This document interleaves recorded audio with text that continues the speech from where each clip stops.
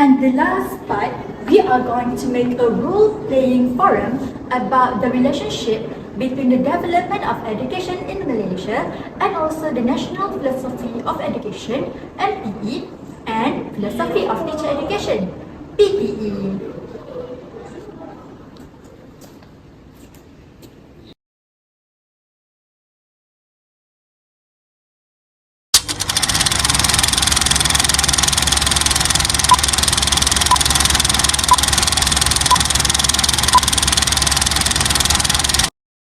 Good afternoon, everyone. Thank you for joining to this panel discussion where we are going to explore the relationship between educational development in Malaysia and the National Philosophy of Education (NPE) and Philosophy of Teacher Education (PTE) in Malaysia. This will give us insight into how the education system has evolved and how it has been guided by these two philosophies to shape the current education landscape, especially in line with the Malaysian Education Blueprint (MEB) 2013 to 2025. My name is BINTI NAJMUDDIN. I have been in the educational policy sector for a long time, almost 30 years now. Today we are joined by experts in the field. Firstly, we have Ms. Fatini, who is a lecturer at the world-renowned university, Stanford University. How are you doing today? Very good. Thank you. Thank you for your time. And next, we also have Ms. ZETTY, who is a highly experienced senior school teacher in Malaysia. Thank you for being here today. Shall we start our discussion? Yes. So first, let's begin by looking at the National Philosophy of Education (NPE) before the independence. Historically, during both Japanese and British rule, education was used as a tool of influence. The colonial powers utilized education to brainwash the people of Malaya, embedding their own cultures and also values. However, after the World War II, there was a push to reclaim Malaysia's identity through education. This is evident in the Razak Report of 1956, which was a turning point in our education system. The Razak Report emphasized that we do not need to forget our cultures, languages, and also traditions in order to embrace formal education. In fact, it advocated for the preservation of Malaysia's linguistic and cultural diversity, which has helped unite the people. The focus was on ensuring that every student, regardless of their background and beliefs or mother tongue, has the opportunity to learn. This laid the groundwork for the NPE, which places a high value on moral standards and a peasant's role in society. Yes, I agree with you. And before independence, education was primarily about creating and shaping citizens that are obedient to the colonial rule. However, after fighting for our independence, the role of education shifted more to nation building. The NPE, even before it was formally established in 1988, had been already started emphasizing the importance of using education to foster unity and peace in a diverse society. The idea was that through knowledge and understanding, we can achieve harmony, which is why moral and social responsibility are such critical elements in the NPE today.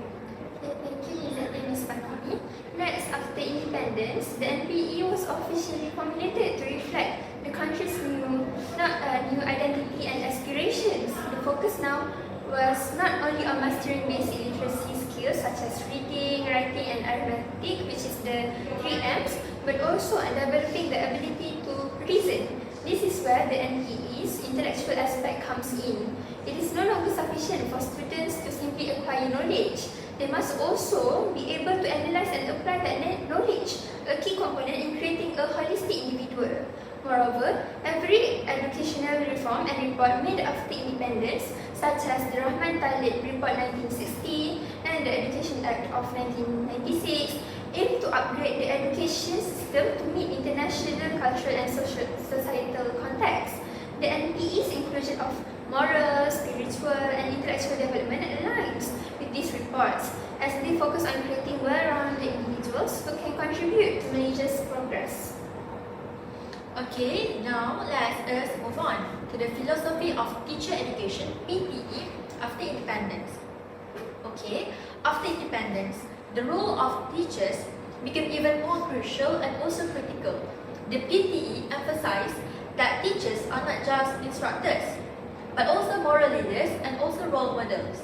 One of the key elements of the PTE is the emphasis on being noble in character, which aligns with the Education Act of 1996 that focus on building well-mannered and also holistic students. The PTE's goal is to produce teachers who are professional, ethical, and also knowledgeable. This aligns with various educational reports, such as the RASDAN report and the MOHD report in 1979, which both stress and also emphasize the need for a strong and also well-trained teaching force. Programs to upgrade teacher training were implemented to ensure that teachers have the necessary skills and values to meet their requirements and also challenges of a rapidly evolving education system. Exactly. As a teacher myself, I admit and agree to the fact that the PTE has made us more aware of our role as a teachers and nation builders. We are tasked with developing students' intellectual and moral capacities. Through the various reforms and training programs introduced after independence, teachers are constantly upgrading their skills to become better educators. We are encouraged to be lifelong learners, which is something that the PTE strongly advocates for. Yes, and the Education Act of 1996 in particular emphasized the need for teachers to be well trained in both academic and moral aspects. That's why we have training colleges. This is crucial for achieving the MEB's goals of creating students who are not only academically competent but also socially responsible. Okay, now so let's together focus on the role of teachers and also the MEB alignment with NPE and also PTE. So the PTE and also NPE both support the Malaysian education blueprint goals of developing a holistic and also balanced education system. The MEB calls for teachers to adapt 21st century teaching methods, encouraging critical thinking, creativity, and also communication. The PTE ensures that teachers emphasize on professionalism and also ethical practice. Yes, through this practice, the NPE and PTE encourage us to focus on the holistic development of students. We are not only preparing students for academic success, but also helping them becoming contributing members to the society. The MEB aims to elevate our education system to a world-class standard, and through the NPE's emphasis on moral and intellectual development, and the PTE's focus on creating capable teachers, we are on the right track to achieving this vision. Okay, thank you Ms. ZETTY and Ms. Fatini. To sum up our discussion for today, the NPE and PTE have played important roles in the evolution of Malaysia's education system, from the colonial era to post-independence reforms. The NPE with its focus on unity and moral values, whereas the PTE with its emphasis on ethical training and teaching have been critical in shaping the current education landscape. These philosophies continue to guide us as we strive to achieve the ambitious goals of MEB. Yeah, absolutely.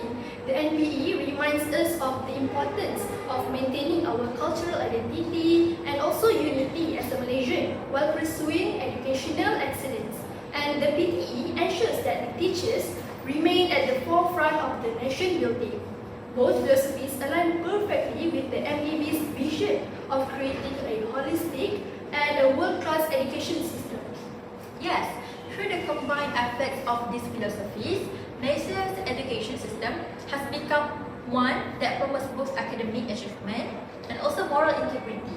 The MEB, with its focus on quality education and also holistic development of students, is well supported by the guiding principles of the National Philosophy of Education, NPE, and also Philosophy of Teacher Education, PTE. So I think it is really clear the relation between development of education in Malaysia and also NPE and PTE. That's all from us. Thank you for joining us, and that is the end of our panel discussion for today. Thank you.